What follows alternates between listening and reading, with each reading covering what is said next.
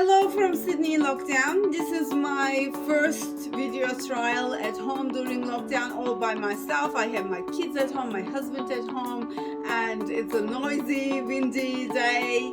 So let's see how this video is gonna turn out. But I did put makeup. I'm still in PJs.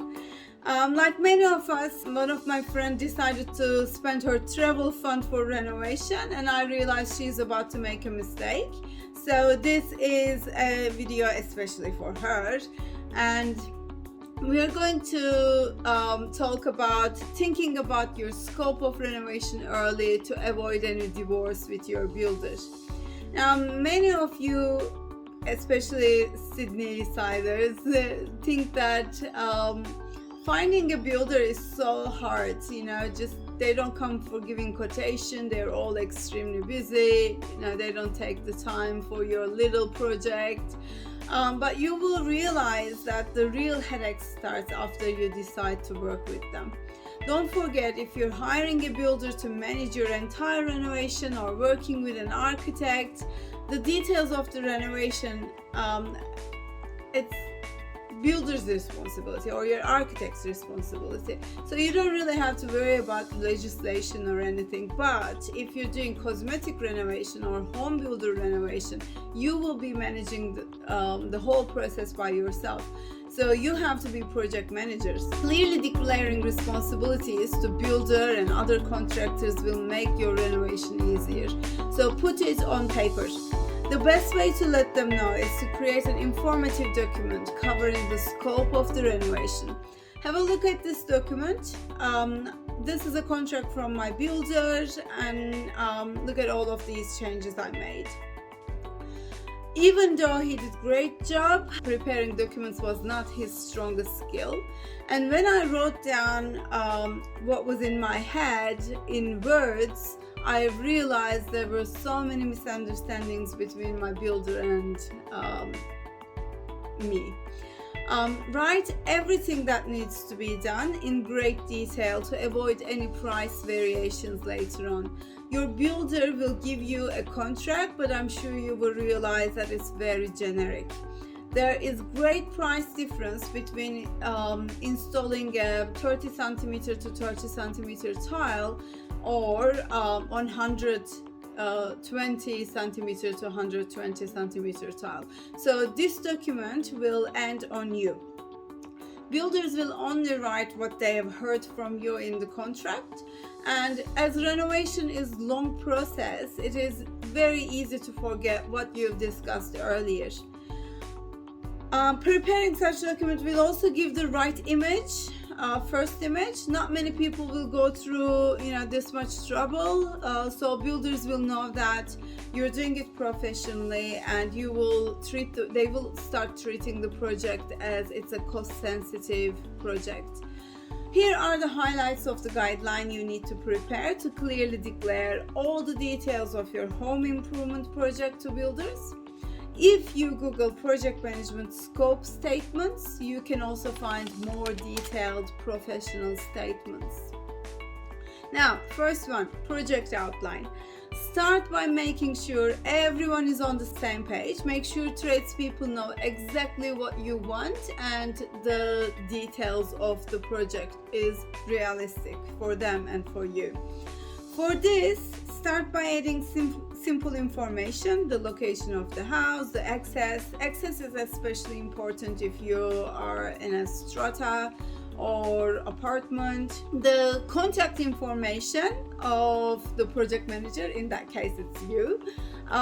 Make sure you write down your email and phone number. If they need to contact you, they can contact later on. Don't assume that they will save your number. The house features 2 bedrooms, 2 bathrooms, everything that will be renovated. If you're extending, make sure you have the floor plan ready.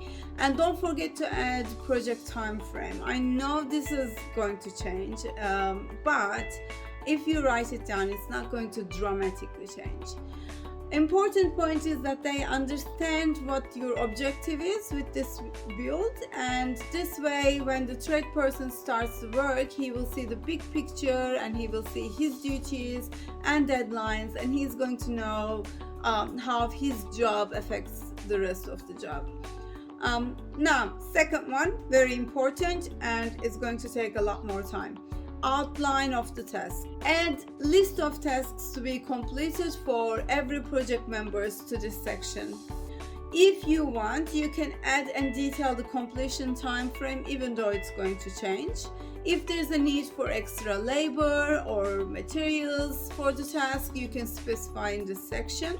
You can explain room by room or classify according to the tasks or tradies.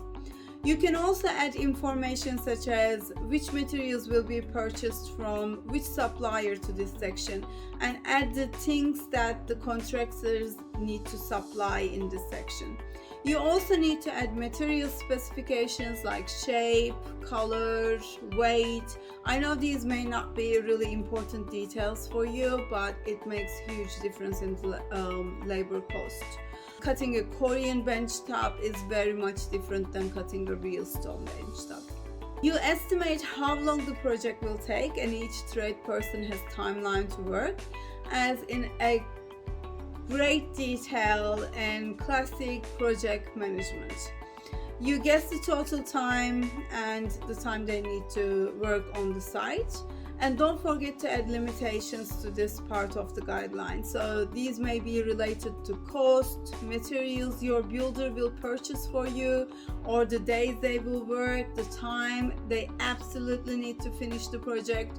You can think of this part as the critical part in project management. And if you don't want your project to fail, it is very important to include all these in great detail. Third one, setting the standard of quality work. Safety first. So definitely, if you're home builder, it's your responsibility to understand occupational health and safety laws. And don't forget, there are huge differences between states in Australia. So go through them again. Remember, you need to check relevant legislations first. Another thing is, let them know what documentation, let them know in this documentation the licensing number, the insurance number, and all of these documents. Keep all license and insurance details in this document, because you might need them later on, and you may not have time to look around and try to find all information from their website. Be sure to include quality you expect, and this is very important. Again, if we use the tile example, you can mention the gap between the tiles, or you might say, using pot fixing method for adhesive is not acceptable. You might just say, the drawings of how you want the tile to be laid. All of those details just will make the tradies' job so much more easier. I definitely will improve this document for you, the scope of work document, and put it probably in Pinterest or Instagram. This is really important. Think about it. But for now, as a start, if you're starting now, make sure you include all of these in detail. Thank you for visiting Coco Plum again, and see you next time, hopefully not from lockdown.